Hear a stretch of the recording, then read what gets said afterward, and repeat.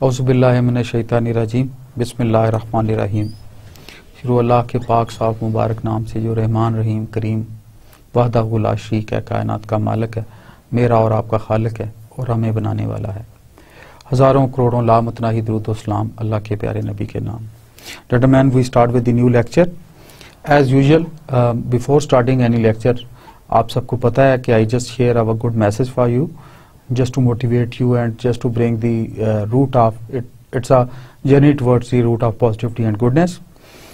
आज की पहली जो मैसेज है वो अल्लाह के प्यारे नबी की हदीस है। The Holy Prophet Muhammad peace be upon him said, sallallahu alaihi wasallam, the best of you is he who is the best to his wife. आप में से सबसे अच्छा वो है जो अपनी बीवियों में के साथ अच्छा है, जो अपनी बेटर हाफ के साथ अच्छा है।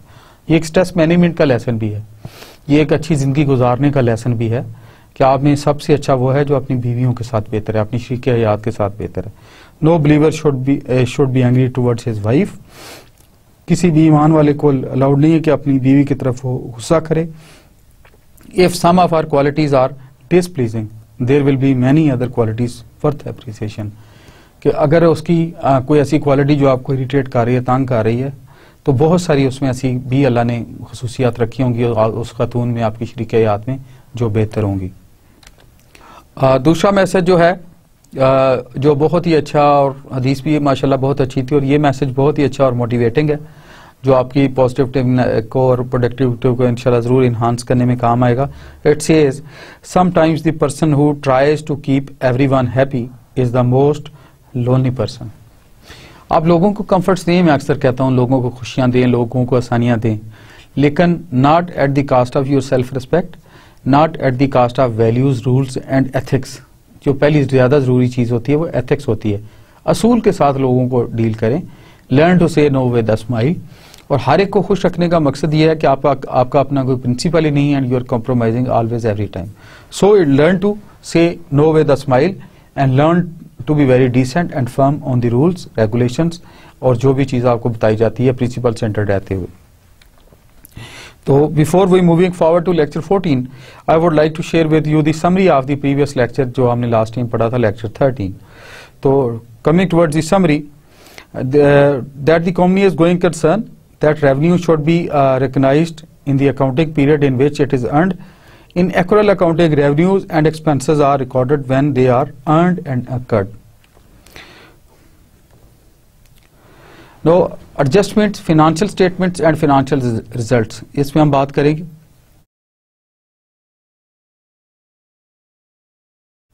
जिन चीजों पे, जिन सब्जेक्ट्स पे हम आपसे शेयर करेंगे उनमें बात है।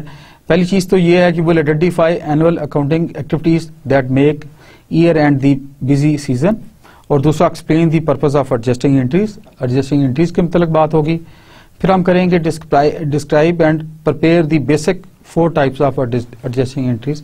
एडजस्टिंग एंट्रीज की 4 तरह की टाइप्स होती हैं, उस पर बात करेंगे। फिर हम बात करेंगे explain practically the concept of materiality. Materiality का कॉन्सेप्ट क्या है उस पर बात करेंगे। फिर explain the concept of adequate disclosure. Adequate disclosure का कंसेप्ट क्या है उस पर बात होगी। एंड फिर आखिर में हम बात करेंगे how interim financial statements are prepared in a business that closes its accounts only at year end. वो इस तरह जो ईयर एंड पे इंटरिम फाइनेंशियल स्टेटमेंट्स कैसे इशू होंगी अगर एनुअली कोई फर्म को, एंटरप्राइज को, ऑर्गेनाइजेशन को, बिजनेस यूनिट अपने अकाउंट्स क्लोज करती है। फिर preparing a worksheet and explain it's usefulness, worksheet पे भी बात होगी। सबसे पहले हम बात करते हैं जी explain why adjustments are needed. Adjustment की आपने नाम सुना होगा, हमने बात पहले भी एक दफा की थी एडजस्टमेंट एंट्रीज पे थोड़ी, कि एडजस्टमेंट की जरूरत क्यों अराइज होती है, व्हाई दे आर नीडेड, इस पे हम बात करेंगे। ये इस लेक्चर को पढ़ने के बाद डिफरेंट आउटकम्स है हमारे, जैसे list the classification of the accounts that occupy each column of 10 column worksheet, complete a worksheet for a service enterprise, journalized and post adjusting entries and prepare statement from the worksheet. Fiscal period. Fiscal period वो होता है period of time covering a complete accounting cycle through a closing entries. एक particular time span, एक particular era, एक particular given date के साथ time जिसमें आप पूरी एंट्रीज करते हैं। A day, it could be a day, it could be a week, it could be a month and whenever you want and wherever you want। ये अपनी एंटरप्राइज की या यूनिट की या अकाउंट ब्रांच की या उनके स्टेक होल्डर्स का अपना डिसीजन होता है कि हम फिस्कल पीरियड को कैसे डिसाइड करें। Monthly is normal for comparison purposes.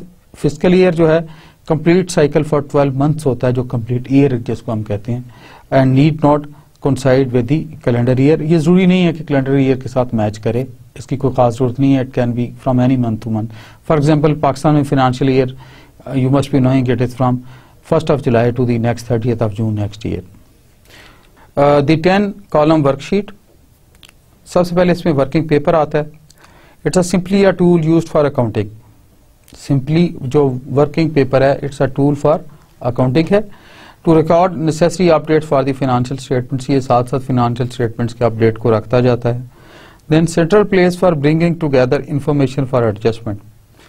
It has the centre place for bringing together information for the adjustment. जितनी भी एडजस्टमेंट्स की रिक्वायरमेंट है वो एक सेंट्रल लोकेशन पे थ्रू दिस वर्किंग पेपर आ जाती है। 10 column for recording dollar amounts, ये डिफरेंट जो करेंसी अमाउंट्स हैं उसके लिए 10 कॉलम्स होते हैं। 2 columns for each heading, that is debit और क्रेडिट के इसमें दो बनाए जाते हैं हेडिंग्स। ट्रायल बैलेंस का डेबिट क्रेडिट बनता है, फिर एडजस्टमेंट का डेबिट क्रेडिट बनता है, फिर एडजस्टेड ट्रायल बैलेंस का डेबिट और क्रेडिट बनता है, फिर इनकम स्टेटमेंट का डेबिट और क्रेडिट बनता है, फिर बैलेंस शीट का भी डेबिट और क्रेडिट बनता है। Trial balance columns, a listing of each account in the order of assets, liabilities, owners equity, revenue and expense. Basically ये कहना ये चाहते हैं कि ट्रायल बैलेंस कॉलम में एक प्रॉपर क्रोनोलॉजिकल ऑर्डर, एक प्रॉपर गैप के तहत, जिसको जनरली एक्सेप्टेड अकाउंटिंग प्रिंसिपल्स कहा जाता है, उसके तहत पहले एसेट्स को लिस्ट किया जाता है, फिर लायबिलिटीज को लिस्ट किया जाता है, फिर ओनर्स इक्विटी को लिस्ट किया जाता है, फिर रेवेन्यू को और फिर एक्सपेंसेस को देखा जाता है। ट्रायल बैलेंस कॉलम्स की हम बात कर रहे हैं। Nothing the balance in noting the balance in each account, हर अकाउंट का बैलेंस इसमें नोट किया जाता है ट्रायल बैलेंस में। It is said noting the balance in each account, foot the debit and credit columns and make sure they balance. जो debit और credit के कॉलम्स हैं इनको ईच अकाउंट को नोट करने के बाद they are same, they should become equal. If you are not in balance fix it here before continuing. अगर आपके पास बैलेंस में नहीं है या आप समझते हैं कि इसमें कोई एरर आ रहा है, इधर ही उसको सीधा करके then you should be moving towards the next step. Adjustments में these updates the ledger accounts, ये लेजर अकाउंट्स को अपडेट करती हैं। Internal transaction where no money has change hands, cash is not involve. इसमें एडजस्टमेंट में cash involve नहीं होता, ये एडजस्टमेंट्स होती हैं जो एक अकाउंट हेड से दूसरे में की जाती हैं। Reach to a conclusion that कि फाइनल डेबिट और क्रेडिट जो है वो इक्वल आए। Cash account is never used in adjustment columns, जो भी कैश हैंडलिंग है वो एडजस्टमेंट कॉलम में कभी यूज नहीं होता as a principle. Adjustment example paid, for example $360 paid for insurance for 1 year on February 1। सबसे पहले इसका पहला स्टेप है कैसे इसको हमने पोस्ट करना है, कैसे डॉक्यूमेंट करना है, इसकी अभी अंडरस्टैंडिंग के लिए आपसे शेयर करते हैं एज अ केस स्टडी। इसका पहला है कि एनालाइज द ट्रांजैक्शन। सबसे पहले आपने ट्रांजैक्शन को एनालाइज किया, वैल्यूएट किया कि ट्रांजैक्शन है क्या। डेबिट प्रीपेड इंश्योरेंस $360 आ गई, क्रेडिट कैश उसका हो गया $360। मार्च 1 को how have the accounts changed, account कैसे चेंज हुए। पहली मार्च को चूंकि वो पूरे साल की इंश्योरेंस थी, 360 को इन्हें डिवाइड बाई 12 मंथ्स किया और 30 ऑफ प्रीपेड इंश्योरेंस यूज्ड, तो उसमें से मंथली इन्होंने इसको डिवाइड कर दिया प्रीपेड इंश्योरेंस के तौर पे। And insurance expense increased, expense उसके इंक्रीज हो गया ऑब्वियसली इंश्योरेंस के, देवर दी $30। Depreciation, depreciation expense is recorded every period that an asset was in use. जब भी कोई एसेट, इंफ्रास्ट्रक्चर, गाड़ी, लैंड तो नहीं, जो आपकी मशीन्स हैं, मशीनरी है, गाड़ियां हैं, व्हीकल्स हैं, आपकी स्पेशलिस्ट व्हीकल्स का पूल है, CNC मशीन है, प्रोजेक्ट में जो चीजें यूज हो रही हैं, एंटरप्राइज अपने बिजनेस को रेवेन्यू को जनरेट करने के लिए जो कुछ इंफ्रास्ट्रक्चर यूज कर रहा है उसमें से वो उसकी डेप्रिसिएशन रिकॉर्ड होगी जब भी वो यूज होगा। This expenses the cost of the assets over its useful life. Basically जितना इसका एक्सपेंस है over the useful life, for example in case of car 5 years या 10 ईयर्स जो लाइफ उसकी डिसाइड की गई है, पूरे एक्सपेंस को उस लाइफ पे डिवाइड कर दिया जाता है। Eight the end of its use an asset has a trade in value और दी सेल्वेज वैल्यू, आखिर में ऐसे तो उसकी सेल्वेज वैल्यू कैलकुलेट साथ साथ होती रहती है। डेप्रिसिएशन की बात हो रही थी। The amount in the asset account is the cost of the asset until disposed. Asset account में उसकी डेप्रिशिएटेड वैल्यू लगेगी till the time that asset vehicle has not been disposed of. The amount in the asset account minus the amount in the accumulated depreciation account is called book value. ये book value जो बाकी बंदा balance है, this would be known as book value. Depreciation is not deducted directly from the asset account. जो भी depreciation होगी asset account से deduct नहीं होगी। A new account called that is known as accumulated depreciation के नाम से एक अकाउंट खोलता है, उसको लिया जाता है साथ कि the new account which is known as accumulated account, उसके नाम से इसको खोल कर उसमें इसको लिस्ट किया जाता है। Is created for each asset, her asset के लिए वो क्रिएट किया जाता है। This way you can see on the balance sheet how much of the asset has expired. इससे आप कोई भी एसेट हो, कोई भी गाड़ी हो, कोई भी स्पेशलिस्ट व्हीकल हो, इंफ्रास्ट्रक्चर हो, जो गाड़ियों का जो लगी हुई फिक्स मशीनें हैं उनका हो, तो आपको उसकी एक लाइफ का पता चल जाता है कि इसकी रिमेनिंग लाइफ क्या है, इसने कितना कंट्रीब्यूट करती है और इसकी सैल्वेज वैल्यू क्या है इस वक्त। तो वो आपको for the purpose of decision making at ease ले आती है। Depreciation of equipment. Estimated useful life of equipment is generally 7 years. अमूमन ये 7 ईयर्स पे रखा जाता है। Estimated value of equipment at the end of 7 year is let's say that is $6,880 that is trade in or the salvage value. Cost of equipment that is 49,720 minus trade in value 6,880 divided by the number of years that is 7 is the annual depreciation. वही जो total value है, जो current value है, उसमें से आपने जब उसको डिवाइड किया तो एनुअल डेप्रिसिएशन निकल आई उसको करके। This annual depreciation is divided by 12 to get the depreciation expense on amount for each month. जब वो डेप्रिसिएशन निकल आती है, पर एनम निकलती है, तो उसको दोबारा 12 पे डिवाइड करते हैं, क्योंकि 12 मंथ्स, तो फिर पर मंथ आपकी डेप्रिसिएशन एक्सपेंस सारे इक्विपमेंट के निकल आते हैं, जो कि आपस में आप अपने फाइनेंशियल डॉक्यूमेंट्स में उसको यूज कर लेते हैं। Depreciation example, bought equipment for example $49,720 का आपने कोई इक्विपमेंट लिया, उसकी डेप्रिसिएशन प्रैक्टिकली काउंट करनी है एज ए केस स्टडी। आपको थोड़ा समझा देती हैं for the purpose of clarity, kindly focus करें। 49,720 माइनस 6,880 जो कि ट्रेड इन है, it comes to be $42,840। Since it is for 7 years, इसको डिवाइड बाय 7 ईयर्स किया तो it comes to B $6,120 per year. अभी divide the depreciation for 1 year by 12 to get the depreciation for 1 month.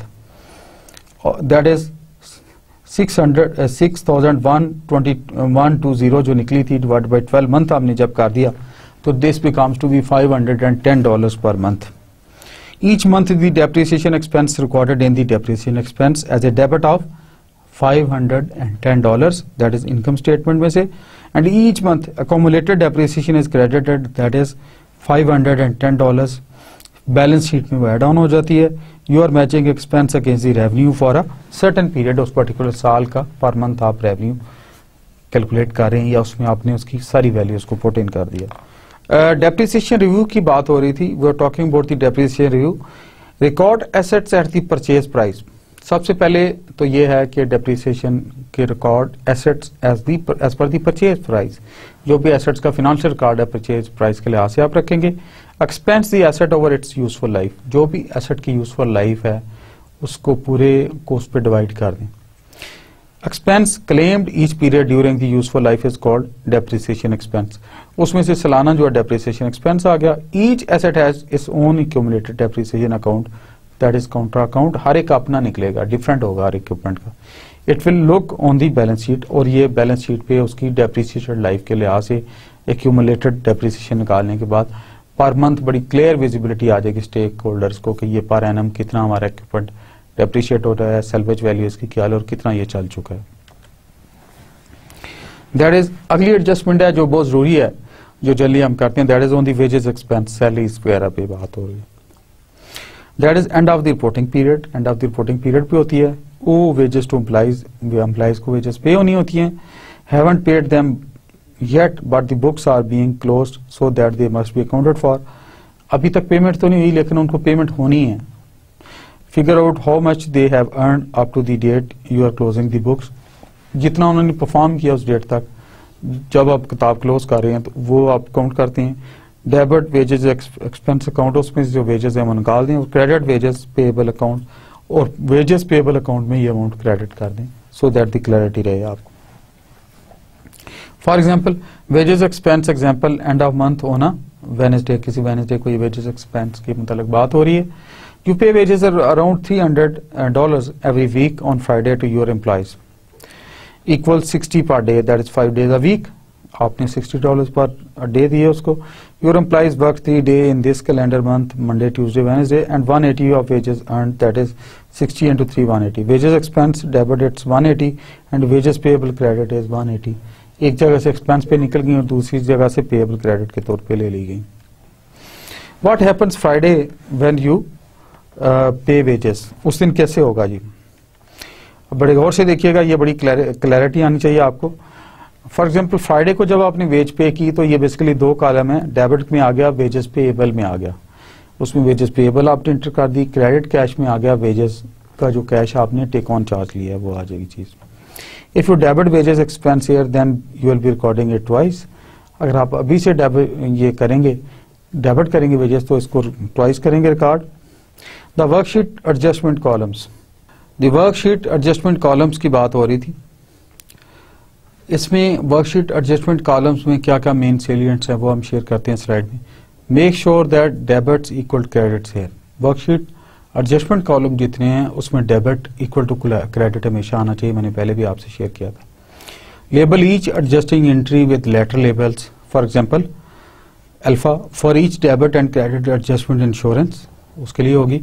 For each adjustment to depreciation उसकी अलहदा होगी, and for each adjustment to wages उसकी अलहदा होगी। Write notes explaining each adjustment labelled by letter at the bottom of account name that a column in the worksheet. वो नीचे आप सारी एडजस्टमेंट को लिखेंगे और काउंट करेंगे अलहदा अलहदा जिस हेडिंग में उसकी हुई है। हम बात कर रहे थे एडजस्टेड ट्रायल बैलेंस की। एडजस्टेड ट्रायल बैलेंस क्या है?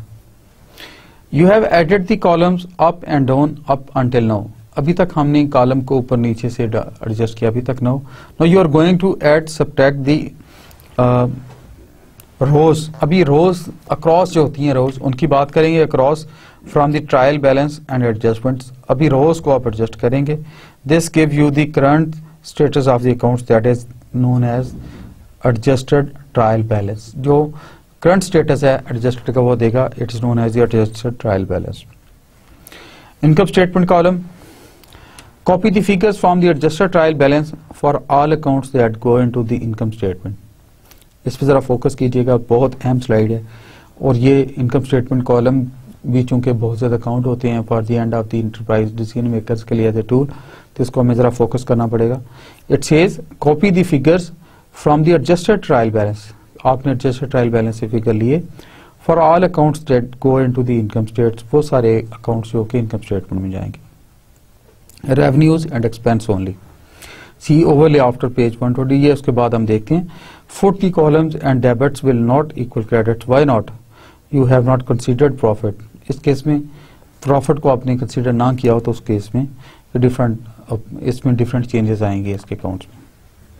Balance sheet column, copy the balance from all the income statements accounts from the adjusted trial balance column to these accounts. Adjusted trial balance का जितना बैलेंस है उधर आप ले आते हैं।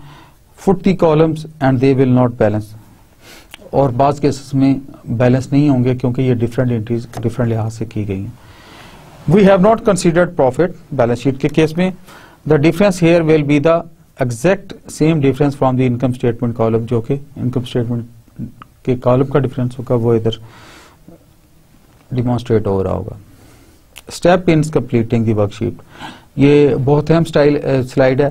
This one of the conceptual lecture, और ये कंसेप्चुअल लेक्चर का हिस्सा है, ये बहुत जरूरी है। ये स्लाइड स्टेप से जरा हमने फोकस करना पड़ेगा। स्टूडेंट आई वुड अर्ज काइंडली इस पे फोकस करें। वन बाय वन हम हर स्टेप पे जाते हैं। फॉर एग्जांपल सबसे पहला स्टेप इसमें है complete the trial balance column. सबसे पहले तो ट्रायल बैलेंस के कॉलम्स कंप्लीट करें। Foot and double underline if balance, अगर बैलेंस है तो उसको अंडरलाइन करें। Complete the adjustment columns, foot and underline उनको करें, फुट एंड रूल। और complete the adjusted trial balance, foot and rule, जो उनके फुट एंड रूल हैं उसके तहत इसके एडजस्टेड ट्रायल बैलेंस को भी एडजस्ट किया आपने। देन रिकॉर्ड दी, चौथा स्टेप आ रहा है, then record balance in the income statement and balance sheet columns. जो नीचे आपने बैलेंस इन इनकम स्टेटमेंट और बैलेंस शीट का कॉलम है उनको देखा। देन रिकॉर्ड नेट इनकम और net loss in income statement column by subtracting the smaller side from the larger side and adding the difference to the smaller side, foot and rule इसके मुताबिक आपने देख लिया। फिर आपने रिकॉर्ड नेट इनकम और net loss, जो net income या नेट लॉस थी उसको आपने रिकॉर्ड किया in balance sheet column by subtracting the smaller side of the large side and adding the difference to the smaller side. फिर उसके बाद the numbers in step 5 and 6 should be the same. जो step 5 और 6 हमारा आया था credit balance वो almost same आने चाहिए, तब ये सही है। Completing the financial statements. How to complete the financial statements? The worksheet help us to do this. The income statement is taken directly from the income statement columns of the worksheet. जो income statement है income statement column of worksheet में से directly ली जाती है। Completing financial statements, when completing the statement of owners equity, जब owners equity की statement को देख रहे हैं you need to look at the ledger account, फिर लेजर अकाउंट को आपने देखना है, not the worksheet for the beginning total, जो कि बिगिनिंग टोटल के लिहाज से आपने ये करना है। जब ओनर्स इक्विटी की स्टेटमेंट लेनी है you need to look at the ledger account, उसको उस केस में आपने लेजर अकाउंट को देखना है। The balance sheet figures come directly from the balance sheet columns, balance sheet का जो भी फिगर होगा बैलेंस शीट कॉलम में से आएगा। Except capital which is taken by the statement of owners equity, जो कि कैपिटल जो कि ओनर्स इक्विटी की स्टेटमेंट में से आता है। After completing the statements journalize the post adjustment, जो कि पोस्ट एडजस्टमेंट्स उनको जनरलाइज कर दें, आप उनको डॉक्यूमेंट करें। You do this looking at the adjustment columns on the worksheet and making the journal entries. Then post the journal entries to your ledger account to update your books. फिर आप ledger account में वो सारी post कर लेते हैं journal को, to update your account book, जो कि पूरी अकाउंट बुक है वो पूरी अपडेट हो जाती है। डेप्रिसिएशन अकाउंट्स पे हम बात करने लगे। ये काउंट्रा एसेट्स हैं और are on the balance sheet following the assets, जो एसेट्स के बाद आते हैं वो होते हैं। अभी इसके बाद जो हम एक्सपेक्टेड लर्निंग आउटकम्स हैं हमारे, इसके बाद वो है list the classification of the accounts that occupy each column of 10 column worksheet, complete the worksheet for service enterprise, journalize and post, adjusting entries and prepare statement from the worksheets. Statement जो worksheet से prepare करनी है वो होती है। In class demonstration problems जो हमने आपको लिए डेमोन्स्ट्रेशन भी दिखाई है, that is generalized adjustment entries, adjust कैसे करनी है entries, and classify accounts and indicate normal balance and statement columns. Prepare adjustments and adjusted trial balance, adjustments भी लगानी है और एडजस्टेड ट्रायल बैलेंस को भी देखना है उसके साथ। अभी इसके बाद हम बात करते हैं record amount in the trial balance. Trial balance पे अमाउंट को कैसे रिकॉर्ड करना है of the worksheet and complete the worksheet by making adjustment, और पूरी वर्कशीट को कंप्लीट करना है बाय मेकिंग डिफरेंट एडजस्टमेंट्स। अभी अगली बात है हमारी explain how adjustments affect financial results. जो हमारी एडजस्टमेंट्स हैं वो फाइनेंशियल रिजल्ट्स को कैसे इफेक्ट करती हैं, उनकी क्या इम्प्लीकेशन है, उस पर बात होगी अभी। एडजस्टेड फाइनेंशियल रिजल्ट्स में पहली बात है adjustment help to ensure that all revenues and expenses are reported in the period in which they are earned and incurred. ये बहुत जरूरी बात है कि हमने एडजस्टमेंट में एक्सपेंस और रेवेन्यूज किस तरह रिकॉर्ड करने हैं, तो ये मैं आपकी क्लैरिटी के लिए रिपीट कर देता हूँ। Adjustment helps to ensure that all revenues and expenses are reported in the period in which they are earned and occurred. ये फाइनेंशियल एडजस्टमेंट फाइनेंशियल रिजल्ट्स रखे ही इसलिए जाते हैं। विदाउट एडजस्टमेंट्स, फर्ज कि हम एडजस्टमेंट्स नहीं करते, the financial statements present N incomplete and misleading picture of the companies financial performance. अगर ये हम एडजस्टमेंट नहीं करते तो एक इनकम्प्लीट अनप्रोफेशनल टाइप और misleading type financial picture emerge होती है, जो कि in any case decision makers को सपोर्ट नहीं कर रही होती, उनके पॉइंट ऑफ व्यू को उनकी फैसिलिटेट नहीं कर रही होती उनके डिसीजन मेकिंग में। दोबारा शुरू करने लगे हम बात कर रहे हैं अभी एडजस्टिंग एंट्रीज के एडजस्टिंग एंट्रीज की जरूरत कहाँ पड़ती है, कैसे है, इनकी लोकेशन क्या है, किस तरह करना चाहिए और क्या रूल ऑफ द गेम होने चाहिए while using it. Adjusting entries में adjusting entries are needed whenever revenue और the expenses affect more than one accounting period. ये उस वक्त जरूरत होती है एडजस्टिंग एंट्री की जब रेवेन्यू या एक्सपेंस या एक अकाउंटिंग पीरियड से ज्यादा पीरियड्स को ये अफेक्ट कर रही है। दूसरी बात, every adjusting entry involves a change in either revenue और एक्सपेंस एंड एन एसेट और लायबिलिटी। ये बहुत जरूरी है, कंसेप्चुअली आपको क्लियर होना चाहिए कि हर एडजस्टिंग एंट्रीज या तो अफेक्ट कर रही होती है रेवेन्यू को या एक्सपेंस को, या एसेट या लायबिलिटी दोनों में से किसी एक को अफेक्ट कर रही होती है। इसके टाइप्स कौन सी एडजस्टिंग एंट्रीज की? Types of adjusting entries, number 1 is converting liabilities to revenue. सबसे पहले तो लायबिलिटीज को रेवेन्यू में कन्वर्ट किया जाता है। Then accruing uncontrolled uncollected revenues, जो कि अनकलेक्टेड रेवेन्यू होते हैं उसके एक्योरिंग की बात हो रही होती है। Then converting assets to expense, assets हैं उनको एक्सपेंस पे तब्दील किया जाता है। देन एक्योरिंग अनपेड एक्सपेंस, जो अनपेड एक्सपेंस है उनको भी एक्योर किया जाता है। तो ये डिफरेंट टाइप ऑफ एंट्रीज हैं, 4 टाइप जो मैं आपसे शेयर कर रहा हूँ।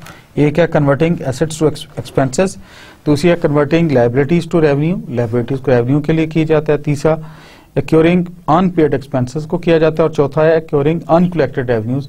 ये different 4 types of adjusting entries जो इसमें होती है। अभी अगर ज्यादा क्लैरिटी में हम देखें मजीद कन्वर्टिंग एसेट्स टू एक्सपेंस कैसे होगा, हम पढ़ रहे थे कि how to converting assets to expense. Asset to expense जो है एडजस्टिंग एंट्रीज की बात हो रही थी, उसमें कैसे करेंगे। फॉर एग्जांपल प्रायर पीरियड के केस में एसेट टू एक्सपेंस कैसे कन्वर्ट होंगे। ट्रांजैक्शन है paid future expense in advance that creates an asset. ये प्रायर पीरियड्स में कि आपने एडवांस पे जब कर दिया और फ्यूचर एसेट क्रिएट हो गया। उसके बाद आपने देखा कि एंड ऑफ करंट पीरियड के बाद क्या हुआ, recognize portion of assets consumed as expense. बाज दफा portion of asset as consumed expense आप करते हैं तो वो आपने रिकॉर्ड किया, और उसके बाद reduce balance of asset account, और साथ ही आपने एसेट अकाउंट का बैलेंस भी रिड्यूस किया। और ऑब्वियसली उसके बाद जो फ्यूचर पीरियड है वो अगले पीरियड का काम शुरू हो जाएगा। Converting asset to expense, for example इसमें कन्वर्टिंग एसेट टू एक्सपेंस में क्या क्या एग्जांपल्स हैं इसकी। डेप्रिसिएशन इसमें आ सकती है, सप्लाईज आ सकती हैं, एक्सपायरिंग इंश्योरेंस पॉलिसीज आ सकती हैं, जो इंश्योरेंस पॉलिसीज एक्सपायर हो रही हों वो इनको टेक इनटू अकाउंट किया जाता है। अभी अगेन ये केस स्टडी है, इसको गौर से देखें। 24,000 insurance policy converse for 12 months. For example $2,400 आपने पूरे एनएम के पे की इंश्योरेंस पॉलिसी, तो it means it comes 200 monthly insurance expense, per month 200 आ गया। और 1 जनवरी से लेके 31 दिसंबर तक पूरे साल का अगर आप अकाउंट पीरियड रखें तो 2400 जो आपने इंश्योरेंस पे की थी इंटरप्राइज की, 200 पर मंथ आपका इंश्योरेंस एक्सपेंस आ गया। On January 1 web account purchased 1 year insurance policy for $2,400, वो शो की जा रही है, शायद कि शुरू में हो गई। Now converting asset to expense की अगली एग्जांपल है जो आपसे शेयर कर लेते हैं। Initially cost that benefit more than 1 accounting period are recorded as asset. Asset किसको हम रिकॉर्ड करते हैं, जिसका वो अमाउंट, वो चीज, वो आइटम, वो टेंजिबल, वो एसेट जो मोर देन 1 अकाउंटिंग पीरियड आपको पे कर रही है, उसको एसेट के तौर पे लिया जाता है। फॉर एग्जांपल ये एक डॉक्यूमेंट दिखाया है जो कि उसका लेजर का पोर्शन है, that is unexpired insurance January 1 $2,400, cash $2,400, purchase 1 year insurance policy, 1 year insurance policy record कर ली। हम कन्वर्टिंग एसेट इनटू एक्सपेंस की बात कर रहे हैं। The cost are expense as they are used to generate revenue. Cost कब expense होगी, जो ही वो रेवेन्यू जनरेट करने के लिए इस्तेमाल होगी। इसकी एंट्री नीचे दिखाई है जर्नल में, डेट लिखती गई है, अकाउंट टाइटल है, डेबिट और क्रेडिट है। Monthly adjusting entry for insurance की इन्होंने जनवरी 31 को एंट्री कर दी, जो कि 2400 की इंश्योरेंस ली गई थी पूरे साल की। इन्होंने जनवरी 31 को कर दी insurance expense 200, unexpired insurance that is again 200 credit, and insurance expense for the month of January वो रिकॉर्ड होगी 200। अभी इस पे जरा गौर कीजिएगा कि बैलेंस शीट और इनकम स्टेटमेंट की हम बात करेंगे कि बैलेंस शीट में ये किस तरह रिफ्लेक्ट होगी। Unexpired that is 1/1 that is 2400 पूरे साल की थी, बैलेंस 2200 की रहेगी after the 31st of January. और इंश्योरेंस कितनी रही 1/31 की 200 निकल गई और उसमें से ये आ गई 2200 बैलेंस चल रहा है। अब इनकम स्टेट की तरफ हम आए, इनकम स्टेटमेंट की तरफ आए तो क्या आएगा, it is the cost of assets use this period to generate revenue. तो उसमें इंश्योरेंस एक्सपेंस के नीचे स्टेट वे 200 आ जाएगी, 1/31 जनवरी की वो एंट्री के तौर पे शो हो जाएगी। The concept of depreciation, depreciation का कंसेप्ट क्या है उस पर बात करते हैं। Depreciable assets are physical objects, जो मैंने शुरू में बात की थी, that retain their size and shape but lose their economic usefulness over time। ये वो एसेट्स हैं जिनका साइज भी होता है, जिनकी लेवल भी वही रहता है, लेकिन उनकी यूजफुलनेस साइज आउटडेटेड हो जाती है, ऑब्सलीट हो जाती है वो, जैसे गाड़ियां हैं, जैसे इक्विपमेंट है, जैसे डिफरेंट सोफिस्टिकेटेड स्पेशलाइज्ड व्हीकल्स हैं। Depreciation is the systematic allocation of the cost of a depreciable asset to expense. Depreciable asset की एक्सपेंस को वो कास्ट है जो एस्टिमेट हो जाए, उसको इस तरह लिया जाता है। The concept of depreciation, the portion of an asset's utility that is used up must be expensed in the period used. ये बहुत क्लियर है जो कि डेप्रिसिएशन का कंसेप्ट है, हमें ज़हन में रखना चाहिए। मैं आपके लिए रिपीट कर देता हूँ। The portion of an asset's utility, किसी भी एसेट की यूटिलिटी का portion that is used up must be expensed in the period used, जो कि उसके पर्टिकुलर पीरियड के यूज में होता है। फॉर एग्जांपल फिक्स्ड एसेट में डेबिट्स आ जाते हैं, कैश में क्रेडिट आ जाते हैं। One date when initial payment is made, that is fixed assets में डेबिट्स हो गए और फिर कैश हो गया। The assets usefulness is partially consumed during the period, asset की यूजफुलनेस जो है पार्शली कंज्यूम होती है during that period. Accumulated depreciation credit के तौर पे आ जाती है और डेप्रिसिएटिव एक्सपेंस जो है डेबिट के तौर पे आता है। It is at the end of the period, उस पर्टिकुलर पीरियड के एंड पे ही आती है सीधी सीधी। Depreciation is only an estimate, ये ज़हन में रखें कि ये एस्टिमेट होता है। On May 2, 2003 GJ's lawn care service purchased a lawn mower with a useful life of 50 months for 2500 cash. इसमें कैचेबल पॉइंट्स ये हैं कि इस लॉन मोवर की जो यूजफुल लाइफ उन्होंने एस्टिमेट की 50 months और $2500 कैश पे उन्होंने खरीदी। Using the straight line method calculate the monthly depreciation expense, उसकी मंथली डेप्रिसिएशन आप निकालेंगे, ऑब्वियसली उसकी जो टोटल प्राइस है डिवाइडेड बाई मंथ्स आ जाएगी। डेप्रिसिएशन एक्सपेंस पर पीरियड आगा cost of the asset divided by estimated useful life. For example $2500 उसकी टोटल कॉस्ट थी, 50 months थी, तो इट मीन्स कि $50 पर मंथ उसकी डेप्रिसिएशन कॉस्ट आ गई। हम बात कर रहे थे कि जो एक लॉन मूवर खरीदी है कंपनी ने, 50 महीने उसकी एस्टिमेटेड लाइफ थी, $2500 की उन्होंने खरीदी और इसका how they post this entry transaction into a ledger और अ जर्नल, वो उसकी गाइडलाइन के तौर पे ये आपको ये स्लाइड शो कर रही है। एक्सट्रीम लेफ्ट कॉलम में आपकी डेट आ गई, दैट इज May 31। दरमियान में जर्नल में अकाउंट टाइटल्स और एक्सप्लेनेशन की जगह depreciation expense that is tools and equipment, उसके डेबिट के हेडिंग में आपके $50 एंट्री हो गई। Accumulated depreciation tools and equipment उसकी $50 जो है उसके क्रेडिट में भी आ गई और 50 डेबिट पे भी आ गई थी। To record 1 month depreciation, this has been recorded for the 1 month, जो कि टोटल हमने $2500 गई थी for 50 months। Now depreciation is only an estimate, ये एक एस्टिमेट होता है। For example JJ's 15,000 truck is depreciated over 60 months as follow. For example अगर आपने किसी और कंपनी का JJ's वालों का ट्रक लिया जो कि जिसकी एस्टिमेटेड लाइफ आपने 60 महीने लगाई और आपने $15,000 उसकी प्राइस लगाई, तो आपकी पर मंथ डेप्रिसिएशन उस ट्रक की $250 आई, जैसे कि एंट्री इस पर्टिकुलर स्लाइड में आपको शो की जा रही है, जैसे हमने प्रीवियस एंट्री में लॉन मोवर मशीन के केस में देखी थी। अभी हम कवर करेंगे converting liabilities to revenues. Liabilities को रेवेन्यू में कैसे कन्वर्ट किया जाता है, बैलेंस शीट के केस में कैसे किया जाता है और इनकम स्टेटमेंट के केस में कैसे किया जाता है। पहले हम आते हैं बैलेंस शीट के केस में। Liability is the for the future period, उस केस में अनअर्न्ड रेंटल रेवेन्यू, बाज अनअर्न्ड रेंटल रेवेन्यू जो है वो लिख दिया जाता है। आपने देखा कि उसने शुरू में एंट्री करके 500 डाला, फिर 6000 में से निकाला तो 5500 बैलेंस आ गया उसके पास। इनकम स्टेटमेंट में कैसे रिफ्लेक्ट किया ये, revenue earn this period, basically इस पर्टिकुलर पीरियड का जो रेवेन्यू उसने अर्न किया that is rental revenue, that is $500 के तौर पे उसने उसको चार्ज ऑन कर लिया, इनकम स्टेटमेंट में ले लिया। नो एक्योरिंग अनपेड एक्सपेंस में प्रायर पीरियड है, एक करंट पीरियड है और एक फ्यूचर पीरियड है। हम शुरू में लास्ट टाइम भी ये देखा था, और एंड ऑफ करंट पीरियड तक रहना हमने, चूंकि करंट पीरियड की एक पर्टिकुलर फिक्स टाइम स्पैन की होती है एंट्री अकाउंटिंग पीरियड की, तो हम प्रायर पीरियड से गुजर गए।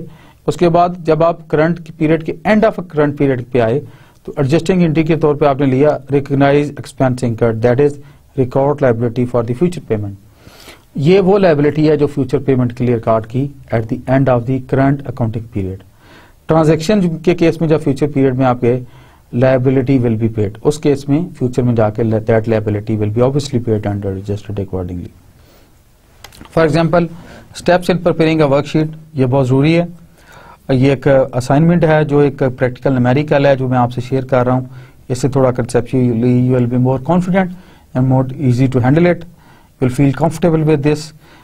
It says the trial balance for undercover roofing for the month ended that is March 31, 2009 it is as follow. उन्होंने इसको किया। अच्छा, बाकी डेटा में उनके supplies in hand total is $140, depreciation for March is $200, unearned revenue amounted to that is $130 on March 31 and the accrued salaries is $350. Instruction क्या है, prepare and complete the worksheet. इन सारी ट्रांजैक्शन जो मैंने आपको बातचीत की है उसकी प्रैक्टिकली ऑन कोड वर्कशीट बनाया एज अकाउंटेंट।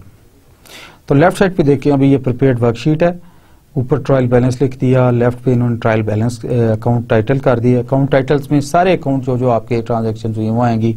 ट्रायल बैलेंस में पहला कॉलम डेबिट्स का होगा, दूसरा क्रेडिट्स होगा। फॉर एग्जाम्पल आपने कैश 2500 एंट्री कर दी, अकाउंट रिसीवेबल 1800, रूफिंग और सप्लाईज 1100 और इक्विपमेंट 6000।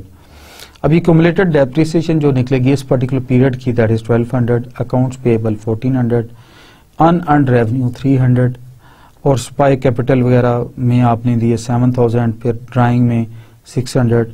आप अगर गौर करें जो आपने क्रेडिट्स और डेबिट्स की एंट्रीज की मसलेनियस एक्सपेंस वगैरह डाल के, तो टोटल बिकम्स टू बी $12,900 और ये बिकम्स टू बी डेबिट, और क्रेडिट आपका उसी तरह इक्विवेलेंट आता है that is $12,900। So $12,900 that shows the accuracy of your account and posting of your account is right. हम बात कर रहे थे जी prepare a trial balance on the worksheet, worksheet पे ट्रायल बैलेंस कैसे बनाना है। तो इस स्लाइड को जरा गौर से देखिए। एक्सट्रीम लेफ्ट कॉलम है, ये सारे के सारा अकाउंट टाइटल्स का है, उसके बाद ट्रायल बैलेंस का कॉलम है, उसके बाद एडजस्टमेंट्स हैं, फिर एडजस्टेड ट्रायल बैलेंस है, फिर इनकम स्टेटमेंट है और फिर बैलेंस शीट है।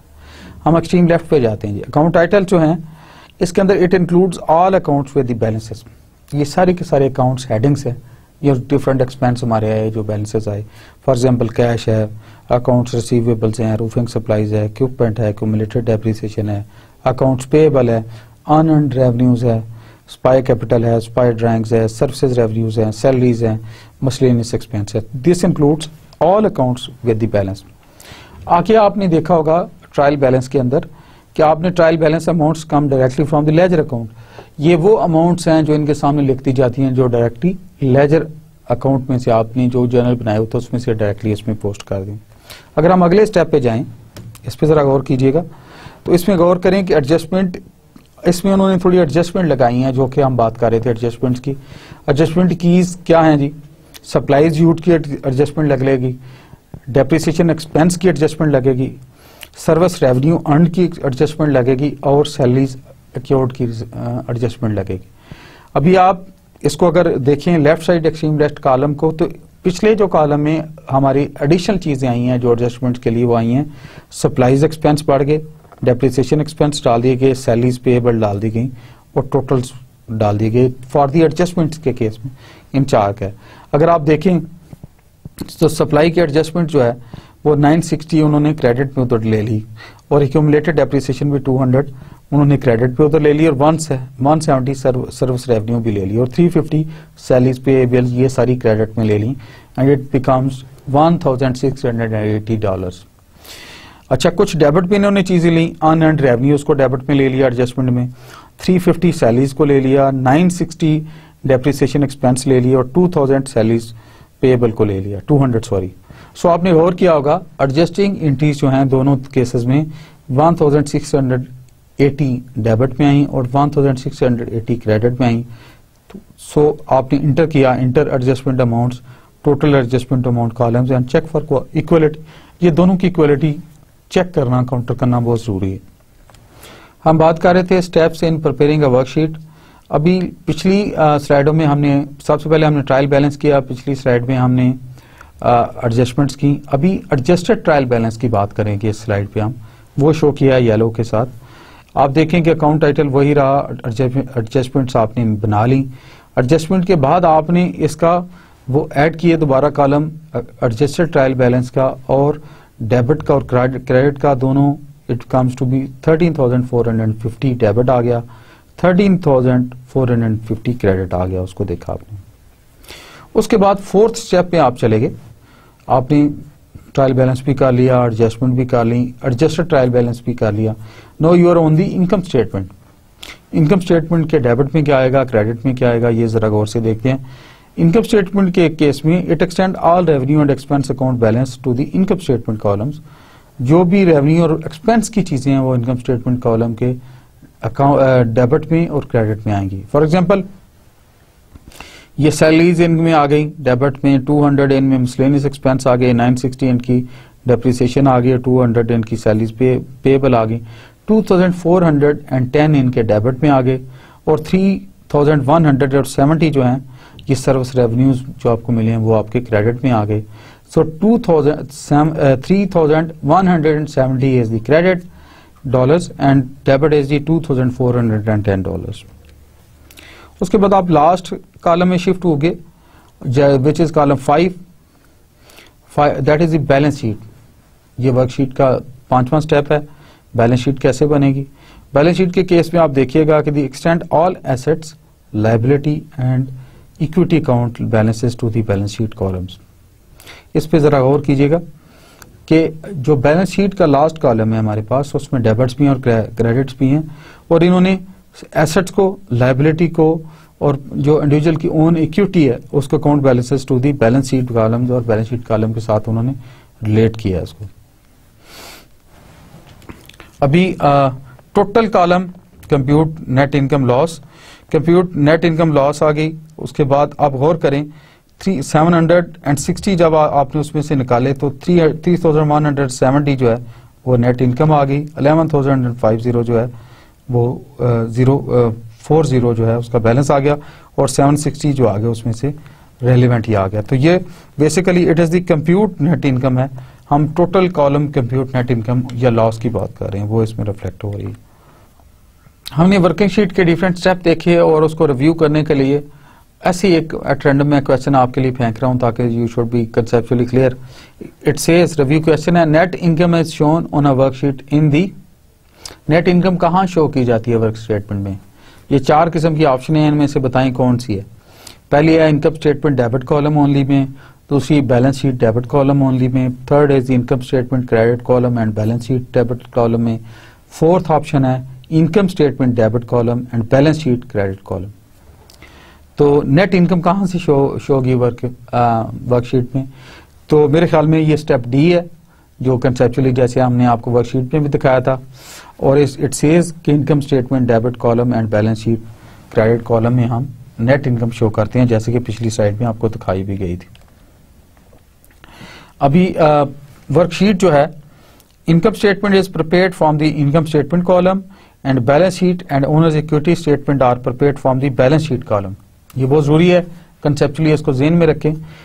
Always remember that in case of worksheet the income statement is prepared from the income statement column. Income statement column जो भी वर्कशीट का होगा उसमें से निकाली जाती है और जो बैलेंस शीट है and owners equity statement are prepared from the balance sheet column, जो बैलेंस शीट का कॉलम होता है उसमें से। Companies journalize and post adjusting entries, companies उसके साथ साथ अपनी एडजस्टिंग एंट्रीज को देखती भी हैं, जर्नलाइज भी करती हैं और पोस्ट भी करती हैं। नो फॉर एग्जांपल ये आपको एक एग्जांपल है, prepare income statement for the month ending March 31, 2008। ये under cover roofing income statement March 31, 2008 की है। रेवेन्यूज इनके 3170 हैं, सर्विस रेवेन्यूज हैं, एक्सपेंस है इनके, सैलरीज एक्सपेंस है 1050, सप्लाईज हैं 960, डेप्रिसिएशन एक्सपेंस हैं 200, मशीनरीज एक्सपेंस हैं 200, टोटल एक्सपेंस इनके आगे $2,410 और नेट इनकम जब हमने 3170 से निकाली तो इट केम्स टू बी 760, जो कि पिछली स्लाइड में आपको दिखाई भी गई थी। उसके बाद prepare an owners equity statement for the month ending मार्च, सबसे ऊपर फर्म का नाम आता है, आपको पता है। उसके बाद स्टेटमेंट ऑफ ओनर्स इक्विटी आता है फॉर द मंथ एंडिंग मार्च 31, 2008 है। स्पाई कैपिटल 7000 वो आ गया उनका, नेट इनकम 760 आ गई, लेस ड्राइंग 600 आ गई। सो स्पाई कैपिटल मार्च 31 को वाज $7,160। हम बात कर रहे थे prepare a balance sheet as March 31 8 को। बैलेंस शीट कैसे शो होगी उसी गिवन स्टेटमेंट से जो हमने शेयर किया आपसे। सबसे पहले तो ऊपर कंपनी का नाम आएगा, अंडरकवर रूफिंग, फिर बैलेंस शीट, फिर उनकी डेट आ जाएगी। बैलेंस शीट में अगर आप गौर करें, सबसे पहले उन्होंने सारे के सारे एसेट्स लिस्ट किए हैं और एसेट में करंट एसेट्स पहले शो किए हैं, उसमें कैश है, अकाउंट्स रिसीवेबल हैं, रूफिंग सप्लाईज है, उसमें टोटल करंट एसेट्स की वैल्यू आ गई। उसके बाद प्रॉपर्टी प्लांट एंड इक्विपमेंट का एडिंग बनाया कि प्रॉपर्टी प्लांट और इक्विपमेंट में क्या क्या चीज आती है। इक्विपमेंट आ गया, लेस एक्यूमुलेटेड डेप्रिसिएशन आ गई, टूल एसेट्स आ गए। उसके बाद इन्होंने अगली जो हेडिंग बनाया है हमारे पास प्रॉपर बैलेंस शीट के लिए, वो है liabilities and owners equity. Liabilities और ओनर्स इक्विटी की बात आ गई, करंट लायबिलिटीज की बात आ गई, accounts payable, salaries payable, unearned revenue आ गया और टोटल करंट लायबिलिटीज। और ओनर्स इक्विटी में स्पाई कैपिटल आ गए, total liabilities and owners equity आ गई। ये सारी चीजें वन बाय वन अनलिस्ट की और एंड पे जाके उन्होंने total liabilities and owners equity निकाली जब उन्होंने, दैट कम्स टू बी $9,040। अभी एडजस्टिंग एंट्रीज की बात करते हैं। The adjusting entries are prepared from the adjusting columns of the worksheet. ये वर्कशीट के एडजस्टिंग कॉलम में से एडजस्टिंग एंट्रीज को लिया जाता है। Journalizing and posting of adjusting entries follows the preparation of final statements when a worksheet is used. Final statement के लिए ये एडजस्टिंग एंट्रीज को यूज किया जाता है और साथ साथ हेल्प आउट करने के लिए। For example, journalising the adjusting entries from the adjustment column of the worksheet. Adjustment column of the worksheet में से जर्नलाइजिंग कैसे करेंगे? डेट है मार्च 31, अकाउंट टाइटल है, रेफरेंस है, डेबिट और क्रेडिट है। अकाउंट टाइटल में क्या है? सप्लाईज एक्सपेंस है, रूफिंग सप्लाईज है, डेप्रिसिएशन एक्सपेंस है, क्यूमुलेटेड डेप्रिसिएशन है, अनअर्न्ड रेवेन्यू है, सर्विस रेवेन्यू है, सैलरीज एक्सपेंस है एंड सैलरीज पेएबल है। डेबिट क्या है और क्रेडिट क्या है, ये पूरा लिस्ट किया हुआ है। हमने आज का लेक्चर 14 कवर किया और इस लेक्चर 14 में हमने इस लेक्चर के मतलब वर्कशीट के मतलब, फाइनेंशियल कंसेप्ट के मतलब, गैप्स के मतलब, अकाउंटिंग प्रोसीजर्स के मतलब, अकाउंटिंग कैसे हेल्ड की जाती है, इंटरप्राइज किस तरह फंक्शन करती है, ऑपरेशनबिलिटी के मतलब, रूटीन चीज़ों के मतलब काफ़ी डिटेल में बात की है। So since we have covered so many important things in this lecture, तो एंड पे I would like to share the summary of the lecture with you कि हमने क्या कुछ कवर किया, so that conceptually recapitulate the things और आपको conceptually for the long run इसमें पता हो कि कौन सी चीज़ हमने करनी है, कैसे उसमें एड ऑन होनी है और किस एंगल से उसको लेके चलना है। अभी what all we covered in this lecture? Firstly, we identified the annual accounting activities that make year end the busy season. अच्छा, जिस तरह frankly speaking आप चूंकि we are a student and we are student till death, तो हमें एक चीज का बहुत क्लैरिटी में पता होना चाहिए। जब हम बिजनेस इंटरप्राइज की यूनिट बात करते हैं, इंडिपेंडेंट बिजनेस अटैचमेंट की बात करते हैं, इंडिपेंडेंट बिजनेस फंक्शंस की बात करते हैं, for your knowledge I should always tell you कि उसके 3 डिपार्टमेंट्स साइमल्टेनियसली काम कर रहे होते हैं। एक होता है उसका मार्केटिंग डिपार्टमेंट, जो कि मार्केटिंग कर रहे हैं प्रोडक्ट की, सर्विसेज की, और they are trying to make a good repute of the things, जो भी उस एंटरप्राइज का बिजनेस है। दूसरा होता है जो उसका मैन्युफैक्चरिंग कम सर्विसेज को एक्चुअल शेप दे रहा होता है, वर्किंग प्रोडक्शन डिपार्टमेंट कह लें उसको। प्रोडक्शन वालों का क्या काम होता है कि उसकी मैन्युफैक्चरिंग, उसकी चीज़ें करना, उसकी क्वालिटी मेंटेन करना, उसके इंटरनल क्वालिटी चेक्स रखना, कि क्वालिटी एश्योरेंस के देखना, क्वालिटी कंट्रोल्स को देखना कि वो एज पर प्रोसीजर्स हैं, टेक्निकल स्पेक्स के पूरे हैं, चीज़ें हैं। तीसरा उनका डिपार्टमेंट जो बहुत अहम ऑपरेट कर रहा होता है under all circumstances, that is the accounting and finance department.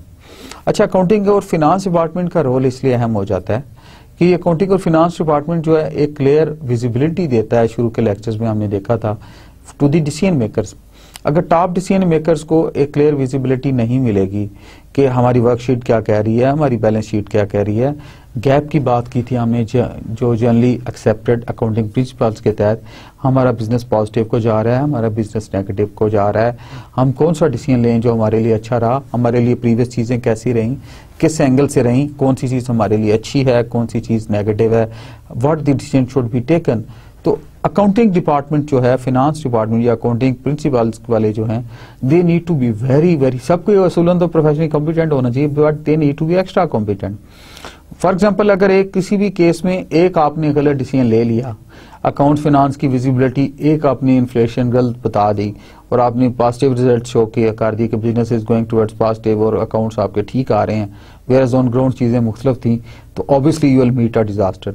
So account की मेंटेनेंस, अकाउंट की एंट्रीज, अकाउंट का जर्नलाइजेशन, अकाउंट की राइटिंग, अकाउंट की डॉक्यूमेंटेशन, अकाउंट की लेजर मेकिंग, अकाउंट की बैलेंस शीट मेकिंग, अकाउंट की वर्कशीट मेकिंग, अकाउंट की account statement making, जो वट एवर एक्टिविटी है मेड के आपकी बैंक स्टेटमेंट है, even it has to be very very carefully prepared. और इसमें क्योंकि ये एक हॉट कैश भी है, hot cash is another weak area जो कि अकाउंट्स में लीकेजेस को शेयर करता है। सो अकाउंट की जब आप बात करें तो it has to be very strictly and carefully under the umbrella of the GAAP. GAAP मैंने बात की थी, GAAP is generally accepted accounting principles, उसके तहत ये होनी चाहिए। तो जब हम देखते हैं कि ईयर एंड पे, फॉर एग्जांपल मेरा ये पॉइंट 1 जो समरी का आपसे शेयर करने लगा था, मैं कर रहा हूं कि आप जब एंड पे देखते हैं तो आपने किसी सिस्टमैटिकली, किसी जर्नल के तहत, किसी एक्टिविटी के तहत, प्रॉपर अकाउंटिंग प्रिंसिपल के तहत उसको हैंडल किया है, सो दैट कि अल्टीमेट एम ये है कि उस पर्टिकुलर अकाउंटिंग पीरियड के एंड पे आपने अपनी डिसीजन मेकर्स को क्या विजिबिलिटी दी है अकाउंट्स की, ट्रांजैक्शंस की, एंड कि you are moving on positive line, you are moving on negative line, say how you are moving. So इसको देखा जाना चाहिए। It identify annual accounting activities that make year end the busy season. दूसरी बात हमने ये की, we also explain the purpose of adjusting entries. Adjusting entries की हमने बात की थी, हम इसलिए बीच में ऐड कर देते हैं नंबर ऑफ टाइम्स, थोड़ा अपनी एंट्रीज में मैच नहीं आ रहा होता, थोड़ी बहुत एडजस्टमेंट चाहिए होती हैं जो उधर ही पकड़ी जाती हैं, उधर ही वो, चूंकि डबल एंट्री सिस्टम है, आपने देखा होगा डबल एंट्री सिस्टम में साथ ही आप एडजस्टिंग एंट्री करके पिछले अकाउंट्स को आप नलीफाई करके एक जीरो बैलेंस के साथ शुरू करते हैं। हमने शुरू में पढ़ा होगा debits is equal to credits. अगर वो एंट्री चलती जाए, एक मेल फंक्शनिंग, एक रॉन्ग एंट्री चलती जाए, तो पूरे अकाउंट्स को एंड तक it would become a huge thing जो कि कंपनी से सेटल्ड होनी होंगी। तो एक पर्टिकुलर फाइनेंस पीरियड के साथ जो प्रिस्क्राइब्ड पीरियड होता है, एडजस्टिंग एंट्री का कंसेप्ट साथ ही आता है और हमने डिटेल में वो देखा है। Then we also described and prepare the basic 4 types of adjusting entries. 4 different तरह की एडजस्टिंग एंट्रीज कैसी होती हैं, कौन सी किस मौके पे की जाती है, कैसे की जाती है, हमने एडजस्टिंग एंट्रीज के मतलब कंसेप्चुअली वो भी बात की। We also explain practically the concept of materiality. Materiality के कंसेप्ट पे हमने प्रैक्टिकली बात की कि ये कंसेप्ट है क्या, इसको किस तरह सपोर्ट किया जाता है और किस तरह लिया जाता है, उस पर हमने डिटेल में बात की। Then we also explain the concept of the adequate disclosures. Adequate disclosures mean के जो नोटिंग है, जो उसकी एक्सप्लेनेशंस हैं, किस लेवल तक, कौन सा लेवल को एक्सपोज होनी चाहिए अकाउंट्स की चीजें, किस लेवल तक अथॉरिटी एक्सपोज होनी चाहिए, कौन सी प्रोफेशनल एथिक्स में आता है, गैप प्रिंसिपल में क्या चीज कवर करती है, वो चीज भी हमने देखी। Then we also explained how interim financial statements are prepared in a business that closes its accounts only at a year end. जब आपका पूरे साल के अकाउंट्स चल रहे हैं, पूरे ईयर के चल रहे हैं, तो बीच में आपको इंटरिम फाइनेंशियल स्टेटमेंट्स की नीड भी आती है। यू मे लाइक, आपकी मुहिम कर रहे हैं, आपकी top management they may like to make it on annual basis and they also may like to basis on quarterly basis. And कोई मेरे जैसा ओवर कॉन्शियस हो फाइनेंस के लिहाज से, तो ही में से कि जी मुझे मंथली आप पुटअप करें। तो वो जो दरमियान में आप एक एडहॉक या एंटरम में उसको फाइनेंशियल स्टेटमेंट कह लेते हैं, एडहॉक तो नहीं होती, एंटरम फाइनेंशियल स्टेटमेंट बनाती हैं। वो कैसे बनाती हैं, वो ऑलमोस्ट ओरिजिनली होती है और वो ओरिजिनल ही विजिबिलिटी दे रही होती है उसको, और वो साथ साथ आपने कैसे करनी है, कैसे उसको लेके चलना है, उसमें कैसे एंट्री होगी, उसकी स्टैंडिंग क्या होगी, उसकी वैलिडिटी क्या होगी, और साथ ही इट इज़ सो गुड कि आपने टुवर्ड्स द एंड उसी को एज ए वैलिड डॉक्यूमेंट के तौर पे उसकी एंट्रीज को सही जानते हुए अकाउंट ऑफिसर ने उसको अप्रूव किया, फिनांस के लोगों ने देखा उसको। देन आल्सो आखिरी पॉइंट जो मैं समरी का आज हमने कवर किया, that was the preparing a worksheet and explain it's usefulness. देखिए कोई भी फिनांस का डॉक्यूमेंट हो, अकाउंट्स का हो, मार्केटिंग का हो, मैन्युफैक्चरिंग का हो, प्रोडक्शन का हो, पीडी को बनाए, disclosure, even closure of a project का डॉक्यूमेंट जिसको हम कहते हैं जी प्रोजेक्ट, ये सारे डॉक्यूमेंट की डॉक्यूमेंटेशन की और इन डॉक्यूमेंटेशन को ओन करने की एक अपनी इंपॉर्टेंस है। अगर हम उस इंपॉर्टेंस को डिनाई करते हैं, अगर उस इंपॉर्टेंस को हम लुक आफ्टर नहीं करते, तो इट मीन्स के technically academically we are no more improvement persons. अब याद रखें, मैं अक्सर आपसे अपनी मैसेज शेयर करता रहता हूं, लेकिन देखें कायनात में अल्लाह ताला इज्जत उनको देते हैं जिनको इज्जत देनी आती हो। जिसमें ईगो आ गई और जिसमें अना आ गई, जिसने समझ लिया मैं सबसे पढ़ा लिखा, उसमें इल्म जो रोक दिया गया। इल्म का तलक अदब और आजिज़ी से है। इल्म का तलक ये सोचने में है कि मुझे इंप्रूवमेंट चाहिए, मैंने इंप्रूवमेंट करनी है। तो इसी सेंस में है कि जब आप कोई वर्कशीट बनाएं या फाइनेंशियल स्टेटमेंट बनाएं या अकाउंट्स के डिपार्टमेंट में काम करें या साथ साथ अपना डिलीवर करें, तो you need to be very proactive, you need to be active, and सबसे बढ़ के आपकी नीयत साफ होनी चाहिए विद द प्रोफेशनल ग्राउंड कि मैंने अभी वर्कशीट बनाई है, मैंने इनकम स्टेटमेंट बना दी है, इसमें गलती भी हो सकती है और गलती हो गई है तो next time will not do it, will improve it out. तो इसको साथ ही इस एंगल से देखा जाता है। और वर्कशीट कैसे प्रिपेयर करनी है, वर्कशीट की जरूरत क्यों पेश आई, वर्कशीट की यूजफुलनेस क्या है, हमने इस कंसेप्ट को देखा। तो gentleman with this we cover our lecture 14। हमने अपनी समरी भी आपसे शेयर कर ली, हमने इसके इंपॉर्टेंट पॉइंट्स भी शेयर कर लिए, लेकिन आपको पता है as in the start in the last में भी आपसे कोई मैसेज ऑफ गुडनेस शेयर करता हूँ। मैसेज ऑफ गुडनेस की कंसेप्ट मैंने आपको पहले दिन से दिया हुआ है और मैं अक्सर एट टाइम आपसे बार बार रिक्वेस्टिंग करता रहता हूँ और बार बार अपने अल्फाज को रिपीट करता रहता हूँ। शायद कि तेरे दिल में उतर जाए मेरी बात, मैं इसको साथ ये भी कहता हूँ शायद कि मेरे दिल में उतर जाए मेरी बात। दोनों एंगल से होती है कि शायद कि तेरे दिल में उतर जाए मेरी बात और शायद कि मेरे दिल में भी उतर जाए मेरी बात। तो ये असल में it's a message of goodness, it's a message of positivity. ये अच्छाई का मैसेज है और अच्छाई कब्र की दीवारों तक रहती है। ये ज़बान का सदका है मेरे नज़दीक, ये इल्म का सदका है, ये अमल का सदका है, ये गुडनेस का सदका है। और मैं आपसे रिक्वेस्ट करूंगा as a student, as a colleague, as friend, as community member, apart from conventional इल्म जो हम हासिल करने की कोशिश कर रहे हैं किताबों से, डिग्रियों का इल्म और अक्वायर कर रहे हैं, शुक्र अल्हम्दुलिल्लाह, शुक्र अल्लाह ने वो हिम्मत दी आपको, मुझे वो हम अक्वायर सारे कर रहे हैं, आप भी कर रहे हैं। लेकिन उसके साथ प्लीज़ अपने छोटों को, अपने घर वालों को, अपने प्यारों को, अपने छोटे बहन भाइयों को, अपने बच्चों को, अपने अजीज़ों को जिनसे आपका वो प्यार है, अगर वो ठीक हो जाएंगे तो वो क़यामत तक के लिए ठीक हो जाएंगे। अगर वो कम्युनिटी में कोई अच्छा काम कर देंगे तो सच्ची बात है, मैं तो उस लालच से भी कहता हूँ कि थोड़ा बहुत मुझे भी उसका शेयर मिल जाएगा और एक message of goodness will start. अल्लाह नीतों को खूब जानता है। तो गुडनेस जो है इसका कोई एंड नहीं होता, अच्छाई का कोई वक्त नहीं होता, सब्र की कोई इंतहा नहीं होती और खामोशी से बड़ा हथियार नहीं होता और अच्छाई से बड़ा अजर और सब्र कोई नहीं है।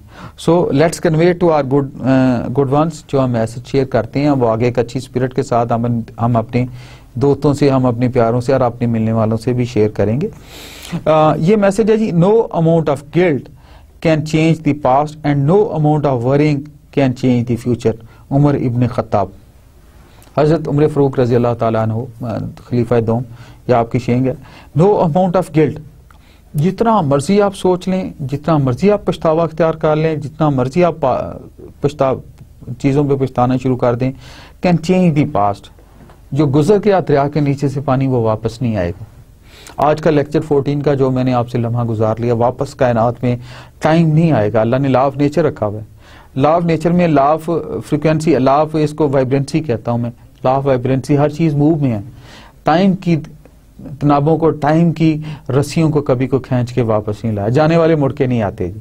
इस तरह ये टाइम एक ऐसा दोस्त है जो एक दफा चला जाए दोबारा वापस नहीं आता, नया टाइम आ जाता है, फिर पुराना टाइम नहीं रहता। तो अगर एक फर्ज किया हमने पास्ट में कोई, अल्लाह न करे कोई हमसे कोई गलती होगी, अल्लाह न करे हमने किसी से बुरा अख्तियार किया रवैया, अल्लाह न करे कोई नेगेटिव चीज होगी, अल्लाह न करे हम किसी चीज में फेल हो गए, प्रॉपर परफॉर्म नहीं कर सके, तो बजाय पछतावे के हम क्यों ना अल्लाह से आजी से उससे दुआ करें और हम कहें या अल्लाह हमारा, मुझे तेरा शुक्र तूने उम्र दी, तेरा शुक्र तूने सांस दी, कि मैं पछताता नहीं लेकिन मैं तेरी और रहमत का तलबगार हूँ, मुझे और स्ट्रेंथ दे दे। और वो ताकि मैंने जो पास्ट में गलती दोहराई थी, जो मुझसे गलती हो गई, जो मेरे प्यार से गलती होगी, इंसान हूँ ना, we are prone to the faults because we eat wheat and meat, हम मीट और वीट खाने वाले लोग हैं, गलती हो सकती है, कोई बात नहीं। तो मैं अक्सर इसमें बीच में बात आ गई, I would like to request you कि नफरत जो है आप बुराई से करें, इंसान से ना करें। इंसान अशरफुल मखलूकात है, उसको अल्लाह ताला ने 2 करोड़ प्लस ब्रेन सेल्स के साथ नवाजा हुआ है, वो अच्छा हो सकता है।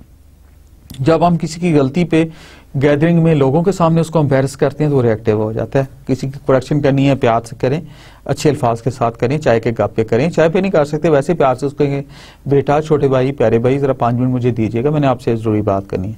बात करते हो बता दें, यार तुम बात करते हो तो इस तरह फलां बैड मैनर चीज हो रही होती है, आप किसी की बात में इंटरफेयर करते हो, आप ऊंचा बोलते हो। छोटे बेटा ऊंचों के बड़ों के सामने ऊंचा तो नहीं बोलते ना, ऊंचा बोलना गुस्ताखी होती है, कोई भी इधर ऊंचा नहीं सुनता।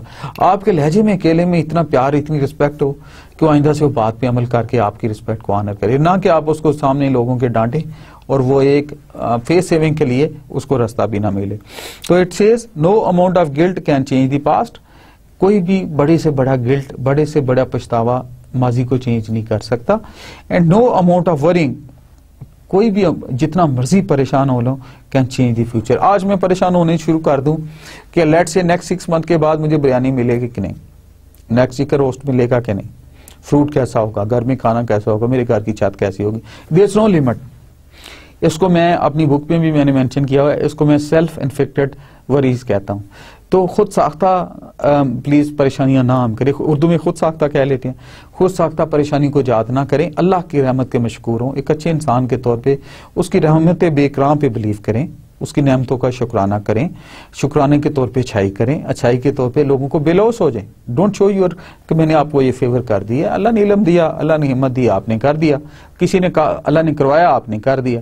सो be respectful to the humanity and community always, और कोशिश करें कि सेल्फ इन्फेक्टेड वरीज ना करें। एक और चीज जो मैं चाहता हूं कि आपको कन्वे कर दूं, अल्लाह ने चांस दे दिया, वो ये है, प्यार के रिश्तों को कभी परेशान कौन बातें ना सुनाया करें। जो parents over 60 years of age हैं, they are already patients of diabetes, BPs and number of things, तो हम उठते हैं टीवी लगा के उनको नई को टेंशन वाली न्यूज दे देते हैं। Let's keep them happy, talk to them with a smile, give them hope.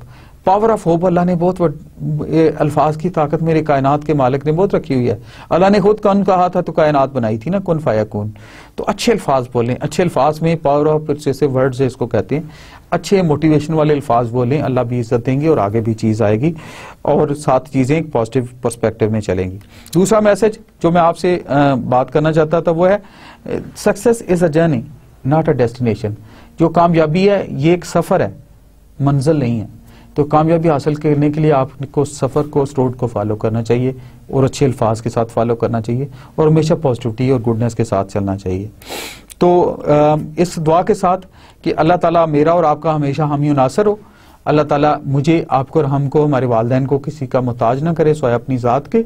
अल्लाह ताला मुझे और आपको वालिदैन की रिस्पेक्ट करने की हिम्मत देते फीकते और हम एक अच्छे इंसान के तौर पर इमर्ज हों। तो मैं आपसे इजाज़त चाहूँगा और मैं विद दिस रिक्वेस्ट कि मैं और आप हमारा जो कीमती तरीन सरमाया हमारे वालिदैन उनको लुक आफ्टर करेंगे और बेलौस कम्युनिटी के लिए जो कुछ कर सके हम बल कैपेसिटी में करेंगे। तो थैंक यू वेरी मच। मुझे अपनी दुआओं में याद रखिएगा। अल्लाह ताला आपके दिल की सारी दुआएं कबूल करे और दुआ करें अल्लाह ताला मेरे दिल की भी दुआएं कबूल करे। Thank you very much. फी मानिल्लाह। अल्लाह हाफिज। अस्सलाम वालेकुम।